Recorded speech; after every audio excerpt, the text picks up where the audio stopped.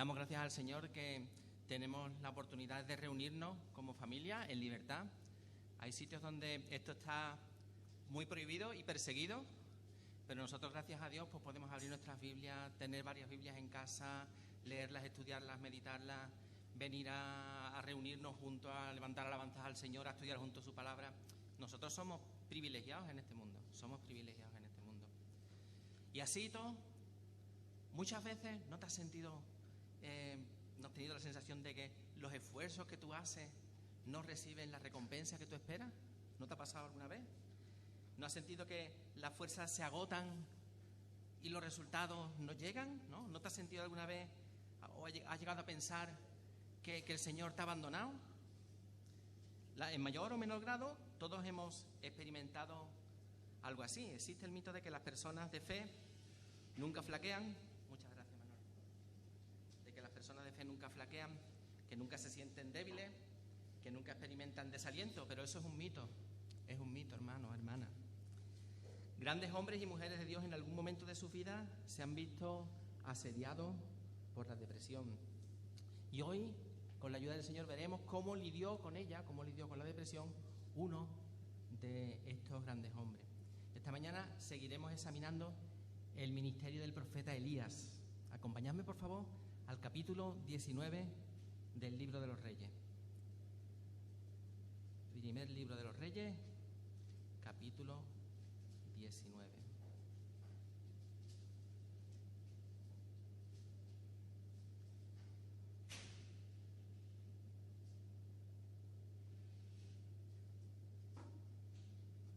El profeta Elías, el tisbita, un hombre que tiene sus raíces en el pasado, que influyó en el ministerio de personas tan relevantes en la historia de la salvación como el profeta Eliseo o como Juan el Bautista. Tiene sus raíces profundamente en el pasado, pero sus ramas se extienden hasta el final de los tiempos, en la manifestación definitiva de Jesús en su segunda venida. Uno de los privilegiados que no conoció la muerte. Él no murió.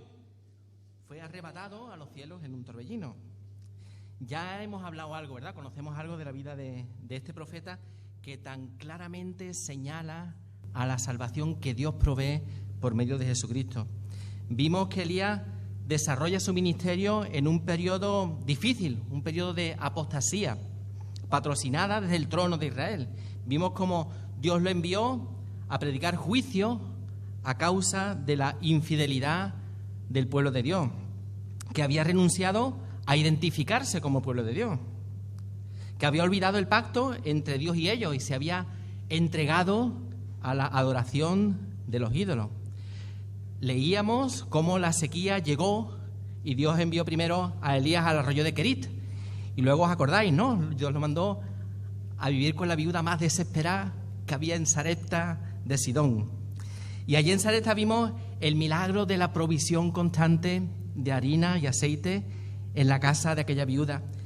Y asistimos a la resurrección de su hijo, la primera resurrección que se menciona en la Biblia y que apunta a aquella resurrección que es central en el mensaje del Evangelio y en el mensaje de toda la Biblia, la resurrección de nuestro Señor Jesucristo, que es la prueba de que Dios aceptó su sacrificio. Es la prueba de que Jesús es quien dice que es y que puede hacer lo que dice que puede hacer. Él es el unigénito Hijo de Dios y puede traer salvación a todo aquel que cree. La resurrección por la que Dios declara poderosamente que Jesús es su Hijo unigénito. La resurrección del hijo de la viuda señala a esa resurrección de Jesús. Cristo también se manifiesta en toda la Escritura habla de Jesús. Toda la Escritura habla de Jesús. La resurrección del hijo de la viuda nos está hablando de la resurrección de Jesús. Y vimos también cómo después de esto el Señor envía a Elías a sacudir la conciencia del pueblo para que dejen de vacilar entre dos opiniones. ¿Os acordáis, no? ¿Hasta cuándo vacilaréis entre dos opiniones? No se puede servir al Señor y a otros dioses porque Dios exige una adoración radical y exclusiva. Y para ello se organizó un sacrificio en el que Baal el dios cananeo, que estaba rivalizando con el Señor, no pudo participar porque Baal es una invención humana. Pero en ese sacrificio Dios respondió con fuego, demostrando misericordia al no exterminar a su pueblo como merecían sus obras, y demostrando justicia, derramando su ira y castigando el pecado sobre una víctima inocente, como haría 900 años después con Jesús. Este sacrificio también nos está hablando del sacrificio de Cristo en la cruz del Calvario. Y aquel fuego que descendió sobre aquella víctima y que consumió las piedras del altar, un altar consumido que no se puede volver a utilizar. El fuego consumió a la víctima, consumió la leña, consumió las piedras del altar y lamió el agua que había en la zanja, ¿os acordáis, no? Nos habla de que ese altar no puede volver a utilizarse porque el sacrificio de Jesús fue un sacrificio único, efectivo y definitivo. Hebreos dice: pero Cristo, habiendo ofrecido una vez para siempre un solo sacrificio por los pecados, se ha sentado a la diestra de Dios. Cristo se ofreció una sola vez, ese altar se utilizó una sola vez. Ese altar nos está hablando del sacrificio de Jesús. Y a continuación, por la oración de Elías, llega la lluvia que no cayó durante 3 años y medio. Y Elías parece estar en la cúspide de su ministerio, es el éxito total, ¿no? El pueblo ha declarado: Jehová es el Dios, y ahora la lluvia ha caído sobre la tierra sedienta de agua. Y así llegamos hasta el capítulo 19 del primer libro de los Reyes, y dice la palabra del Señor. Leo en la Reina Valera del 60. Acá dio a Jezabel la nueva de todo lo que Elías había hecho y de cómo había matado a espada a todos los profetas. Entonces envió Jezabel a Elías un mensajero diciendo: así me hagan los dioses y aún me añadan, si mañana a estas horas yo no he puesto tu persona como la de una de ellos. Viendo pues el peligro, se levantó y se fue para salvar su vida, y vino a Berseba, que está en Judá, y dejó allí a su criado. Se ve que había mucha complicidad, ¿verdad?, en este matrimonio. Complicidad para lo malo, pero había complicidad, ¿no?, entre Acab y Jezabel. Cuando Acab le cuenta a su esposa lo que había pasado, dice que no le omite ningún detalle, ¿no?, porque a las mujeres les gustan los detalles, ¿no? Acab ha estado 2 días fuera, ¿no?, desde por la mañana temprano, viene ahora por la noche y no me cuentas nada, Acab. No me estás diciendo nada, cuéntame, ¿no?, ¿qué ha pasado? Cuéntame el salseo, ¿no?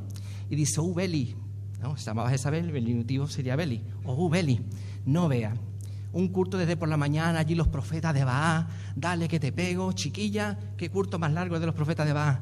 Y estuvieron allí sajándose, aquello lleno de sangre, gritaban, y Elías allí pitorreándose de ellos, gritaba fuerte, que no se entera, que es viejecito, está más de la oreja, que viene arrastrando los pies, que se meta a prisa, hombre, está el hombre ocupado, o a lo mejor está pensando a ver cómo. Y Elías allí pitorreándose, total, que los profetas ya dijeron: mira, ya no podemos más, ya no podemos más. Beli, y coge Elías y dice: puede acercarse a mí. Mira, Beli se acerca a todo el pueblo a Elías, y Elías cogió 12 piedras, conforme a las tribus de los hijos de Israel, y forma Elías un altar allí con las 12 piedras, y se queda allí mirando a Elías y dice: vamos a acabar una zanja alrededor del altar. Una zanja alrededor del altar, Beli, una zanja donde cabían 17 litros de grano. Beli, allí la gente escarbando, hacen la zanja, y ahora pone el buey con la leña y todo eso, y se queda Elías mirando así y dice: trae 4 cántaros de agua. Y va la gente con los 4 cántaros, Beli echa los 4 cántaros y lo deja todo chorreando. Y se queda así mirando y dice: no, otros 4 más. Y dice: ay, Elías, por favor, no lo hubiera dicho, y traemos 8 cántaros de una vez, otra vez por otros 4 cántaros. Beli, total, 3 veces, 12 cántaros de agua. Beli, conforme a los números de las tribus de Israel, 12 agua por todos lados, la zanja inundada, Beli. Y ahora se pone Elías a orar y le dice a Jehová: Beli, Jehová, manda y responde con fuego para que el pueblo vea que hago esto, yo soy tu siervo y hago esto en obediencia a ti, y para que tú vuelvas el corazón de ellos a ti. Beli, ¿qué te crees que pasó? Cayó fuego del cielo, consumió la ofrenda, consumió la leña, las piedras del altar, lamió el agua y todo el mundo allí: Jehová es el Dios, Jehová es el Dios. Total, y después de eso Elías oró y llovió. Bueno, ya he visto que vengo chorreando. Ha llovido después de 3 años y medio. ¡Qué alegría, no, Beli! Sí, sí. Ah, otra cosa te tengo que decir, Beli. Que esta noche para cenar vamos a hacer 450 menos. Y dice, ¿cómo 450? Es que los profetas de Baal ya no van a comer más con nosotros. ¿Qué? Se han enfadado y se han ido. ¿Qué va?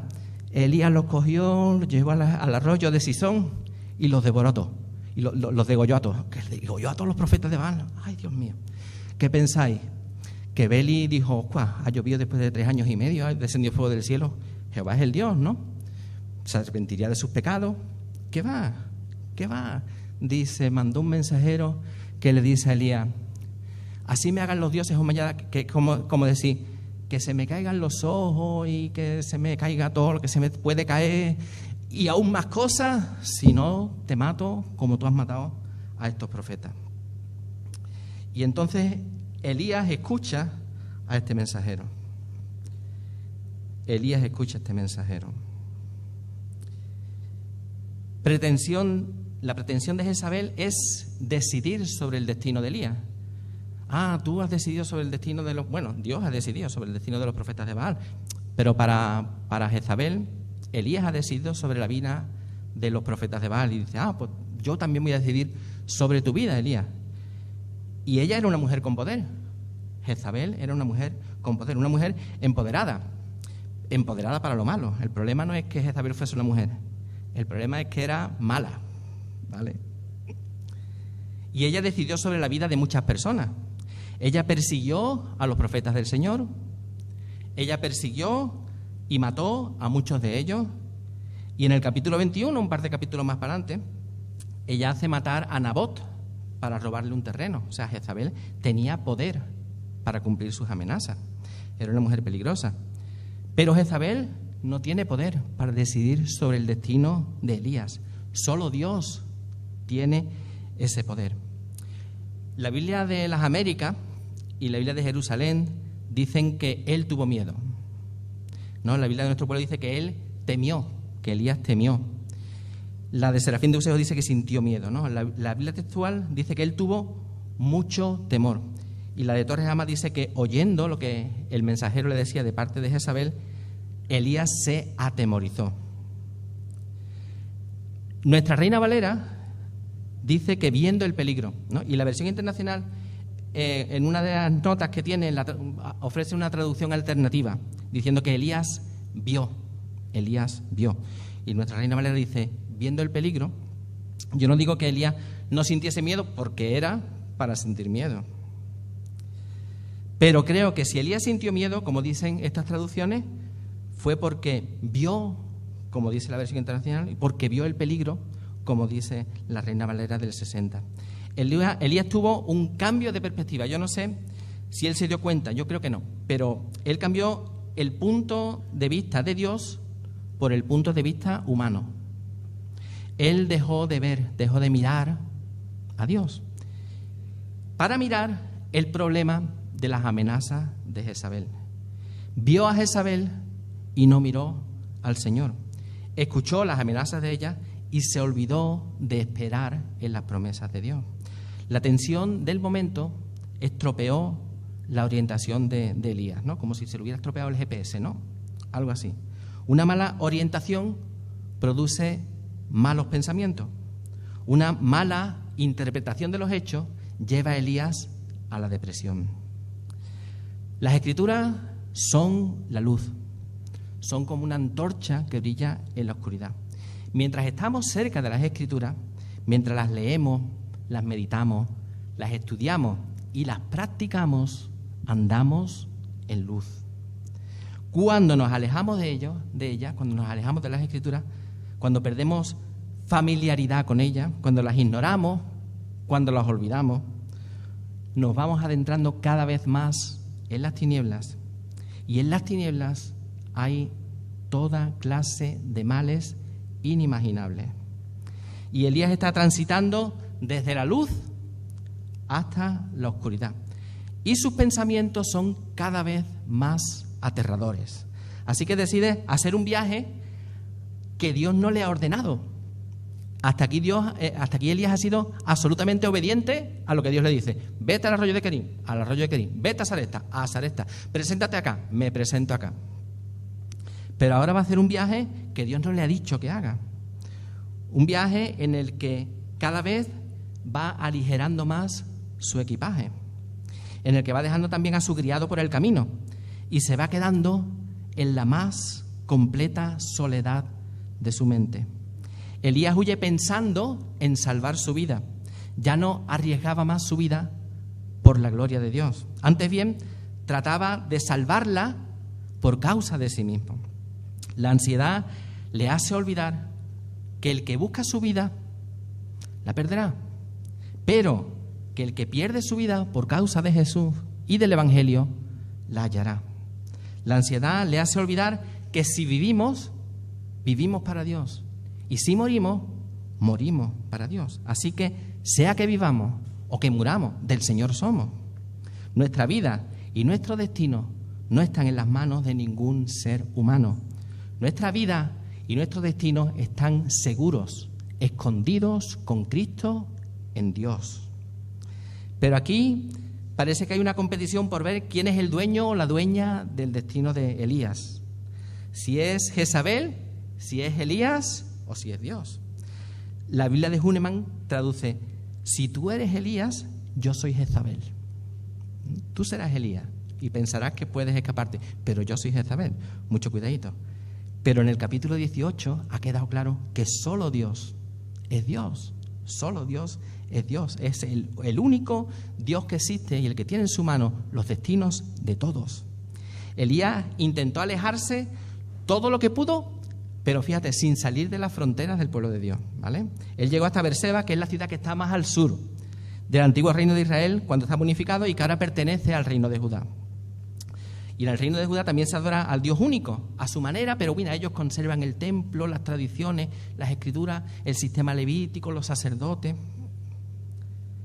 y tienen cierta identidad de pueblo de Dios. El profeta, que en el Monte Carmelo se acercó al pueblo, ¿no? Él decía al pueblo: acercaos a mí. Él se acercó al pueblo y luego le dijo al pueblo: acercaos a mí. Pues ahora se está alejando todo lo que puede, sin salirse de los límites.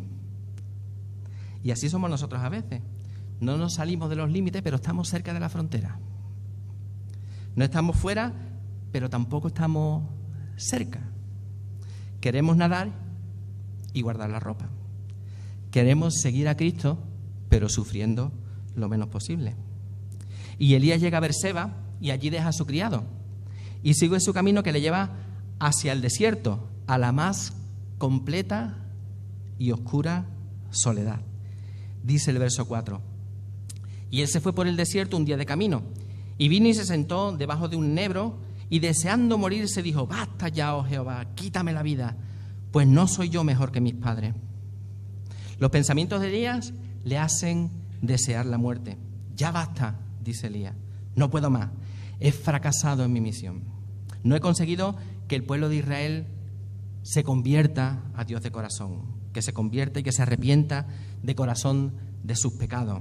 No he roto la dureza de ese corazón. No les he convencido de que dejen de vacilar entre dos opiniones. No les caigo simpático y ahora me buscan para matarme. No se han producido los cambios que Dios quería. Le he fallado a Dios y le he fallado a mis hermanos. Soy igual de malo que cualquiera de los que me han precedido. No soy el santo que pensaba, soy un pecador como todos los demás. Le está diciendo al Señor: Señor, nos va muy mal, es mejor que esto se acabe aquí, quítame la vida, hemos fracasado, ya, basta, no puedo más. Elías está diciendo que las cosas no van como él quiere y que por eso no quiere vivir. A mí me recuerda mucho al profeta Jonás, ¿verdad?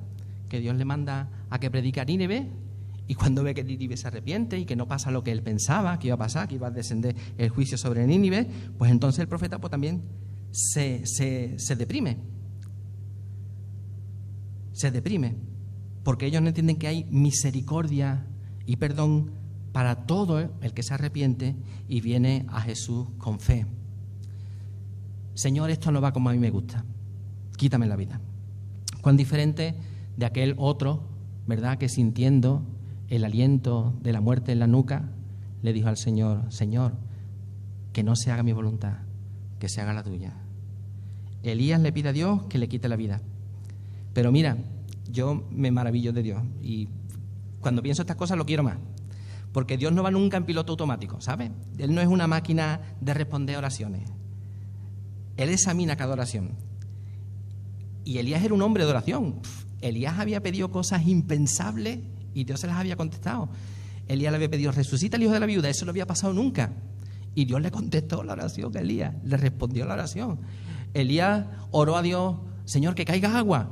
Y no había llovido en 3 años y medio. Y cayó un montón de agua. Dios respondía las oraciones de Elías. Pero cuando Dios escucha esa oración estúpida, aunque viene de un hombre de oración, Dios no la contesta. Elías pide la muerte, pero Dios le concede la vida. Y además le concede una vida abundante y una vida eterna. De hecho, él no conoció la muerte. Elías fue arrebatado en un torbellino y no conoció la muerte. Porque Dios ha pensado, antes de la fundación del mundo, que Elías debe tener un papel importante en la manifestación futura de nuestro Señor Jesucristo en su segunda venida. Así que Dios escucha esa oración estúpida y dice, no, Elías, muerte no, te voy a dar vida, pero vida a rebosar. Voy a despilfarrar vida contigo. Vas a tener vida en abundancia y vida eterna. Y Elías le está diciendo a Dios, basta, Señor, hasta aquí, mátame aquí. Pero Dios le dice, no, querido, tú tienes que ir más lejos. Mis planes para ti son que tú vayas más lejos. Versículo 5. Y echándose debajo del enebro, se quedó dormido. Y aquí luego un ángel le tocó y le dijo, levántate, come. Entonces él miró y he aquí a su cabecera una torta cocida sobre las ascuas y una vasija de agua. Y comió y bebió y volvió a dormirse. Y volviendo el ángel de Jehová la segunda vez lo tocó diciendo, levántate y come, porque largo camino te resta, largo camino te resta. La Biblia de nuestro pueblo dice, el ángel del Señor lo volvió a tocar y le dijo, come, que el camino es superior a tu fuerza. El camino es superior a tu fuerza. El largo camino, un camino que es superior a tu fuerza, va más allá de lo que tú puedes hacer. La Biblia de las Américas dice, el ángel del Señor volvió por segunda vez, lo tocó y le dijo, levántate, come, porque es muy largo el camino para ti. Es muy largo el camino para ti. Y la Nueva Traducción Viviente dice, levántate, come un poco más, de lo contrario, el viaje que tienes por delante será demasiado para ti.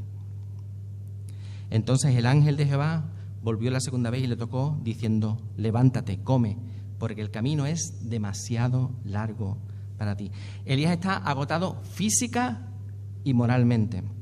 Se queda dormido y de repente el ángel lo despierta y lo invita a comer. Lo invita a comer. ¿Qué le da de comer? Una torta cocida sobre las ascuas. Como a Elías le gusta. ¿Os acordáis? La viuda de Sarepta le dice, sí, vale, tú tienes un puñado de harina y un poquito de aceite y vas a hacer la última torta de tu vida y tal, pero antes hazme un poquito, ¿no? Pero házmela sobre las ascuas así, que no esté ni muy cruda, ni tampoco quemada, tú sabes. Esa es la torta que el ángel le pone por delante. Y las jarras de agua que Elías le pidió también a la viuda de Sarepta, ¿no?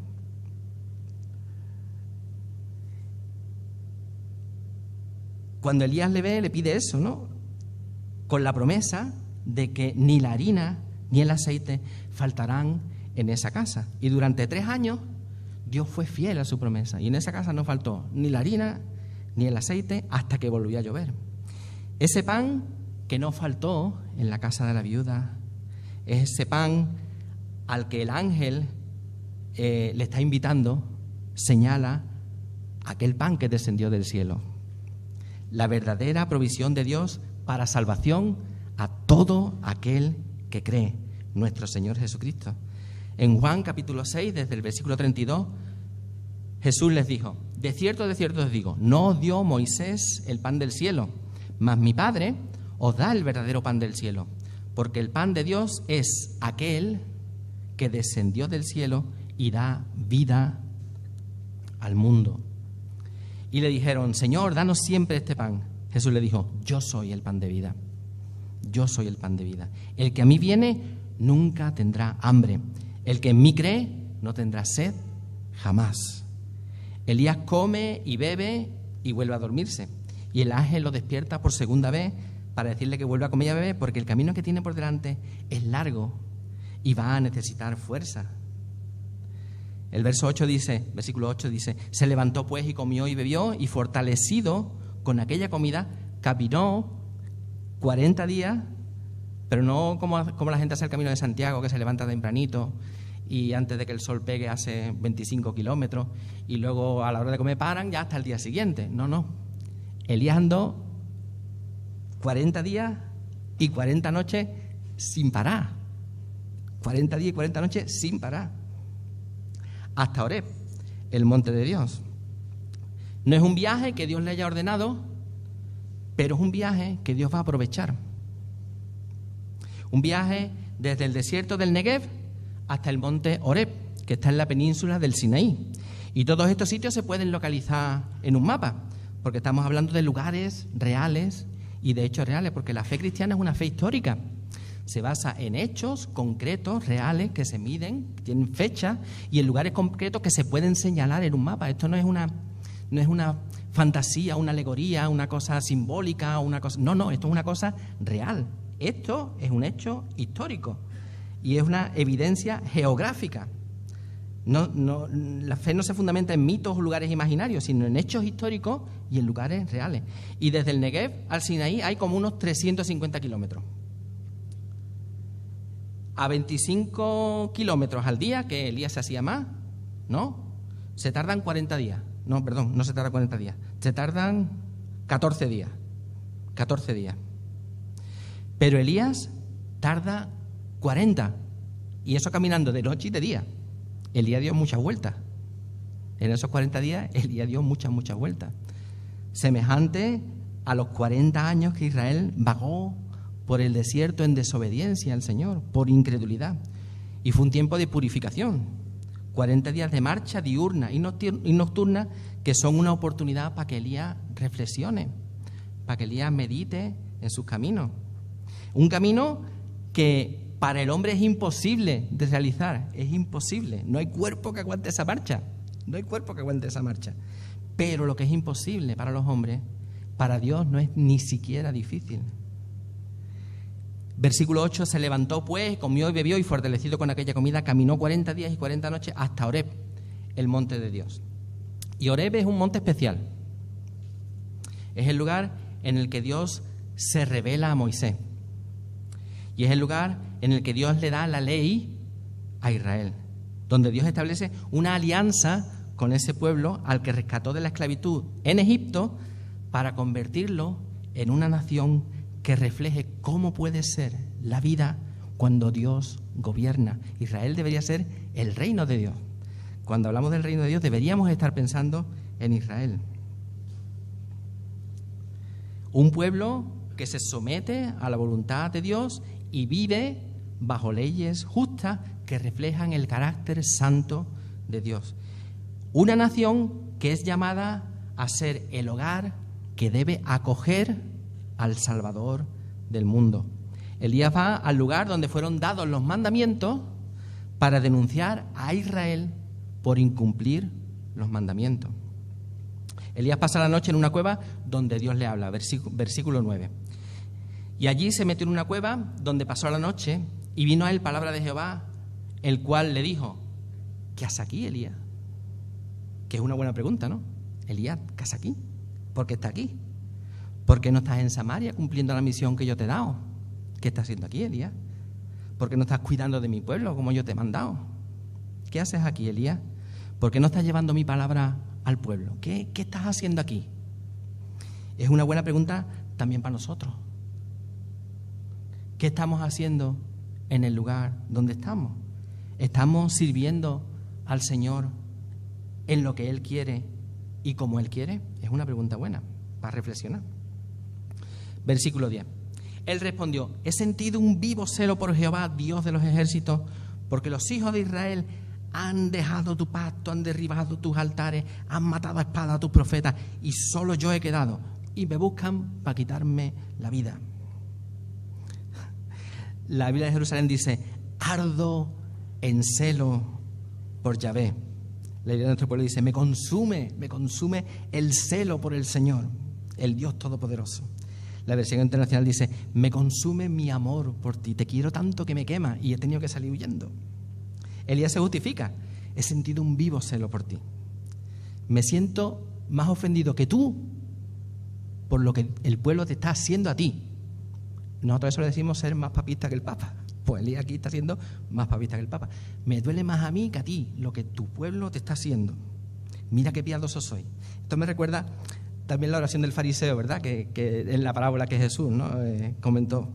Que le decía, Señor, te doy gracias porque no soy como los demás hombres que son adúlteros, que son mentirosos, ladrones, estafadores, ni como aquel publicano. No puedo. Elías está diciendo, mira qué bueno soy, ¿no? Me consume el celo por ti. Y el celo por ti me ha empujado a huir de la presencia de Jezabel. He sentido un vivo celo por Jehová, Dios de los ejércitos, porque los hijos de Israel han dejado tu pacto, han derribado tus altares y han matado a espada a tus profetas. Israel ha fracasado como nación porque vez tras vez ha rehusado ser y expresarse como pueblo de Dios. Los israelitas han dejado tu pacto, no quieren vivir bajo tu voluntad. Han derribado tus altares, no han cuidado su devoción hacia ti. No buscan tu rostro, no se ven a sí mismos como pecadores y no les interesa tu santidad. Y eso me duele, Señor, eso me quema por dentro. Y han matado a tus profetas, han acallado tu voz. No quieren oírte, no quieren escucharte, no les interesa lo que tú quieres decirle. No buscan tu palabra, no les interesa tu dirección, no quieren conocerte, Señor, y eso me quema. Y el versículo 10 dice, y solo yo he quedado, y a mí me buscan también para eliminarme, me buscan para quitarme la vida. La Biblia de Huneman traduce, y he quedado yo solísimo, yo solito, solísimo. Elías se siente sobrepasado por la misión, él se siente fracasado, frustrado y perseguido. Y Elías le dice a Dios lo que Dios ya sabe, pero la imagen de Elías es incompleta y Dios va a darle otra oportunidad, ¿no? Y me alegra que Dios no sea como nosotros que vivimos en esta sociedad de consumo, ¿no? Que cogemos las cosas, las usamos y las tiramos. Bueno, ahora ya reciclamos algo, ¿verdad? Ya decimos, bueno, el vidrio se puede reutilizar, pero es que Dios ha reciclado siempre. Dios ha reciclado siempre. Dios ha cogido nuestra basura y de la basura nuestra ha hecho algo maravilloso. Dios siempre ha sido un reciclador. Él es experto en reciclar. Elías está estropeado, pero Dios no lo desecha. Dios va a repararlo. Dios va a darle una segunda oportunidad. Dios va a restaurarlo, porque Dios no abandona a los suyos. Porque Dios es un Dios que tiene misericordia y que restaura. Versículo 11. Dios le dijo a Elías, sal fuera y ponte en el monte delante de Jehová.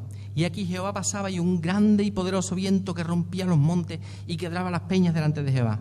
Pero Jehová no estaba en el viento. Y tras el viento un terremoto, pero Jehová no estaba en el terremoto. Y tras el terremoto un fuego, pero Dios no estaba en el fuego. Y tras el fuego un silbo apacible y delicado. Estas son tres señales poderosas que anuncian el poder de Dios, ¿no? Un viento poderoso, un elemento contra el que no se puede luchar, ¿no? El viento sopla de donde quiere y va donde quiere y nadie puede domarlo. Podemos usarlo para transformar su energía, por ejemplo, con los molinos de viento hacemos energía eléctrica, pero no podemos dirigirlo. No podemos hacer que el viento sople sobre el molino cuando nosotros queremos. Dios desde un torbellino habló a Job, ¿no? Dios habló a Job desde el torbellino. Y un torbellino arrebató a Elías a los cielos. Pero aunque Dios usa el viento para expresarse, en esta ocasión Dios no estaba en el viento. Y al viento le sigue un terremoto. Y un terremoto también es algo incontrolable. No se puede predecir cuándo, dónde, ni con qué magnitud va a ocurrir. Se puede pronosticar algo en qué zonas, sobre qué tiempo y qué intensidad podría tener un terremoto y sobre todo las réplicas. Una vez que pasa un terremoto se sabe que puede haber réplicas y conforme lo fuerte que haya sido se puede ver cómo puede ser el siguiente terremoto, pero no se puede predecir cuándo ni dónde va a pasar. Un terremoto se produjo en la crucifixión del Señor y hubo una réplica el día de su resurrección, cuando el ángel removió la piedra del sepulcro. Un terremoto soltó las cadenas de los presos cuando Pablo y Silas estaban en la cárcel en Éfeso. ¿En Éfeso? En Filipos, ¿no, Estrella? En Filipos. Por causa del Evangelio. Varios terremotos son mencionados en Apocalipsis como muestra del poder de Dios, ¿no? O sea, los terremotos son expresiones del poder de Dios. Pero en esta ocasión, Dios no estaba en el terremoto. Y tras el terremoto pasó un fuego. Y Elías sabía perfectamente que Dios contestaba por fuego. El capítulo antes, el fuego de Dios descendió sobre la ofrenda que había preparado Elías. Elías sabía que Dios hablaba por medio del fuego. Y en el Antiguo Testamento hay varias ocasiones, ¿no?, en las que Dios ha contestado por fuego. Dios derramó el fuego que estaba destinado a los pecadores sobre una víctima inocente. Por medio del fuego, Dios expresó su justicia castigando los pecados y su misericordia perdonando a los pecadores. Por medio del fuego, Dios anunció el evangelio de salvación a todo aquel que cree, cuando Elías ofreció aquella ofrenda para que el pueblo dejase de claudicar entre dos opiniones. Pero en esta ocasión tampoco Dios estaba en el fuego. Y al fuego le sobreviene un silbo apacible y delicado.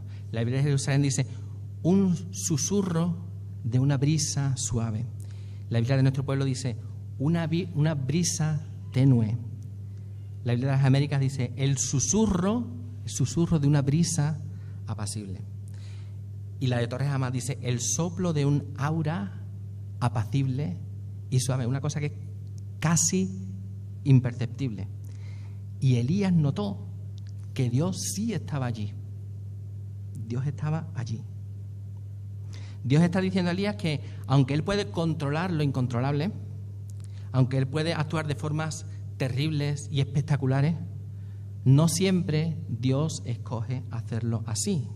Y en esta ocasión Dios se manifiesta a través del silencio que sucede a estas poderosas manifestaciones anteriores. Elías está acostumbrado a grandes milagros, a cosas espectaculares, milagros que expresan el poder de Dios, que son señales del Evangelio, que era una promesa en la boca de los profetas. Pero ahora Elías aprende que Dios también está en el silencio. Dios también está en el silencio. Un silencio que contiene la presencia de Dios. Elías es un hombre de acción y él necesita aprender que después de la tormenta viene la calma. El Espíritu Santo no siempre usa manifestaciones ruidosas para hacer su obra. A veces Dios habla a nuestra conciencia y por nuestra conciencia en medio del sonido apacible. Y es en ese delicado susurro donde puede escucharse la voz de Dios, porque Dios va a hablarle a Elías, donde Elías va a recibir una visión nueva de la realidad que va a traer paz a su corazón. Cuando uno tiene su alma turbada y su mente confundida, su recurso más valioso puede ser un tiempo en silencio con el Señor, para aquietar el propio espíritu. El mismo Jesús buscaba lugares desiertos para orar a su Padre. Y si para Jesús eso era importante, fíjate cómo será para nosotros, ¿no? Si Jesús buscaba esos momentos de quietud en silencio con el Padre, y para Él eso era importante, ¿cuánta importancia debe tener para cualquiera de nosotros? Y ese silbo imperceptible es también una señal de cómo se va a desarrollar el plan de salvación de Dios en el futuro. Ese silbo también nos habla de Cristo, cuya presencia física entre nosotros fue advertida por muy poca gente. Él no hizo ruido, Él no hizo cosas muy espectaculares, Él pasó prácticamente desapercibido. Isaías 42, cuando habla de el siervo de Jehová, dice: he aquí mi siervo, yo le sostendré, mi escogido, en quien mi alma tiene contentamiento. He puesto sobre él mi espíritu, él traerá justicia a las naciones. Y el verso 2 dice: no gritará, ni alzará su voz, ni la hará oír en las calles. No quebrará la caña cascada, ni apagará el pábilo que humeare. Por medio de la verdad traerá justicia. Ese siervo apacible nos está hablando del ministerio de Jesús. Y Elías percibió que Dios no estaba en el viento, ni en el terremoto, ni en el fuego, pero cuando él percibe ese silbo apacible, dice el verso 13, cuando lo oyó Elías, cubrió su rostro con su manto. Algunos dicen que es por vergüenza, porque él se sintió confrontado con Dios y de vergüenza tapó el rostro, porque no solo se tapó la cabeza, sino que se cubrió el rostro, ¿no? No lo sé. Y se puso a la puerta de la cueva. Y aquí vino a él una voz diciendo: ¿qué haces aquí, Elías? Y él respondió, fíjate que responde lo mismo, ¿no? Con todo lo que ha pasado, Elías responde lo mismo. He sentido un vivo celo por Jehová, Dios de los ejércitos, porque los hijos de Israel han dejado tu pacto, han derribado tus altares, han matado a espada a tus profetas, y solo yo he quedado, y me buscan para quitarme la vida. Que es una forma elegante de decir: tengo miedo, Jezabel me quiere matar y he venido a esconderme. Por favor, escóndeme, que no me vean. Elías no termina de salir, con todo lo que ha pasado, con el camino de 40 días, con las señales, con el silbo. Elías todavía está en su bucle, ¿no? Está como un bucle, está repitiendo lo mismo.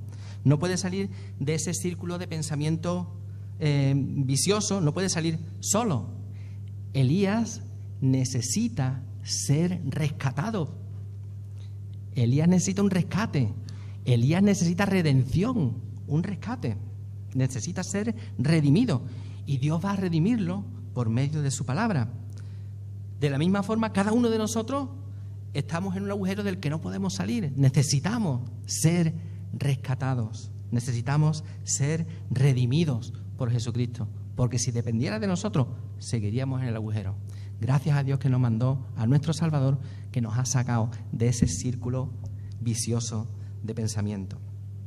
Porque en eso consiste el Evangelio, que Cristo vino al mundo a salvar a los pecadores. Solo Cristo, que es la expresión última de Dios, que es el verbo de Dios, puede sacarnos de nuestro agujero.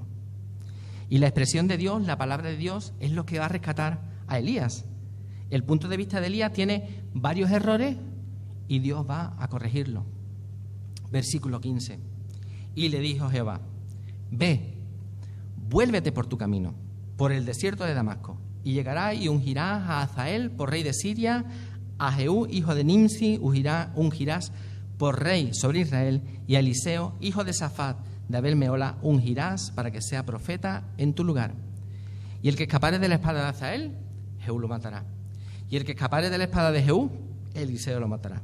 Y yo haré que queden en Israel 7,000, cuyas rodillas no se doblaron ante Baal y cuyas bocas no lo besaron. Lo primero que Dios le dice es: vuélvete. Es la primera palabra, ¿no?, que Dios le dice a Elías: vuélvete. La palabra hebrea que se emplea aquí se puede traducir también como arrepiéntete. Es el mensaje que Jesús daba: arrepentíos y creed en el Evangelio. Es lo que Dios le está diciendo a Elías: vuélvete, arrepiéntete. Y el arrepentimiento es eso, es dar media vuelta, ¿no? Supone que nosotros vivimos nuestra vida de espaldas a Dios, ocupados en nosotros mismos, en nuestros asuntos y centrados en nosotros mismos, pero cuando la benevolencia de Dios nos conduce al arrepentimiento, damos media vuelta y empezamos a vivir de cara a Dios. Ya no vivimos de espaldas a Dios, vivimos contemplando a Dios y dejamos de ser el centro de nuestras vidas, y ese lugar ahora lo ocupa Dios. Y Dios le dice a Elías que se vuelva por su camino, que deje de centrarse en sí mismo y que vuelva a centrarse en Dios, su Salvador. Elías piensa que el pueblo de Israel merece juicio, que merece condenación, porque han abandonado el pacto con Dios, han descuidado su devoción derribando sus altares y han desoído la voz de Dios dando muerte a sus profetas. Y ciertamente el juicio viene sobre el pueblo de Israel, pero no en el tiempo en el que Elías quiere, sino en el tiempo de Dios. Por eso le dice que unja a un nuevo rey de Siria, a Hazael, que será el instrumento que años después Dios usará para juzgar a su pueblo. En el tiempo de Dios, no en el tiempo de Elías, porque todavía hay esperanza de salvación. Porque todavía hay esperanza de salvación. Hay veces en que no vemos el fruto de nuestro trabajo, pero debemos conservar la fe y tener paciencia. Dice el escritor a los Hebreos que debemos imitar a aquellos que por la fe y la paciencia heredan las promesas. Elías piensa también que la casa de Acab merece condenación, porque han provocado la ruina espiritual de Israel, porque abandonaron las justas leyes de Dios e introdujeron dioses extraños en el país, fomentando el culto a Baal y persiguiendo a los que se mantenían fieles al Señor. Y ciertamente el juicio vino sobre la casa de Acab, pero no en el tiempo en que Elías quería, sino en el tiempo de Dios. Y por eso Dios le manda a que unja a Jehú como rey de Israel, como un futuro rey de Israel. Que Jehú tampoco resultó ser un rey bueno, ¿no? Jehú tenía muchas cosas malas, pero era el instrumento que Dios iba a usar para castigar a la casa de Acab. Porque Dios es perfecto, pero sus instrumentos no. Y Elías piensa que él está solo, que él está solísimo, está solito, solísimo. Y Dios le dice que unja y que discipule, que él prepare y le dé formación a un compañero que va a continuar su ministerio cuando Dios decida llevarse a Elías en un torbellino. El que en el futuro será el profeta Eliseo. Eliseo es el hombre que más milagros tiene registrados en la Biblia, solo superado por el Señor Jesús. Y Elías tiene que formar a este hombre que va a ser la estrella. De hecho, la mayoría de los encargos que Dios le da a Elías los hace Eliseo. De esas 3 cosas que Dios le dice, unge a Asael, unge a Jehú, él solo unge a Eliseo. No le dio tiempo para más nada. Los otros 2 los unge Eliseo. Porque como dice la Escritura, uno es el que siembra y otro es el que recoge.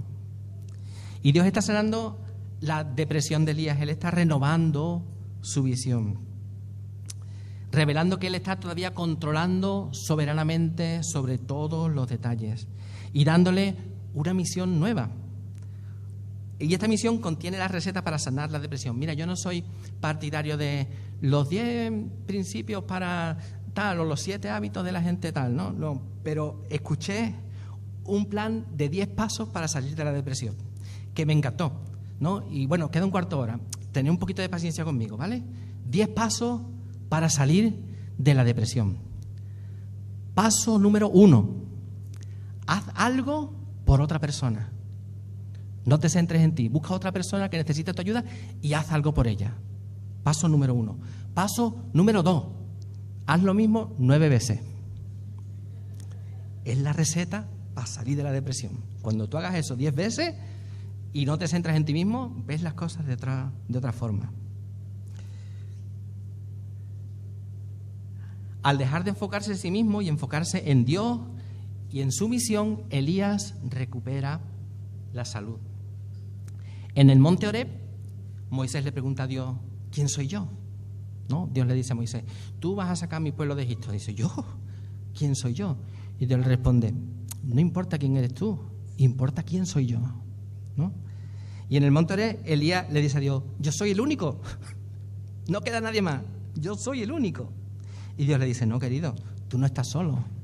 Yo me he reservado 7.000 que han sido fieles y no se han postrado a los ídolos.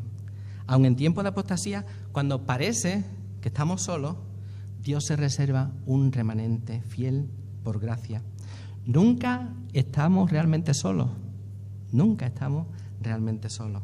Debemos pensar que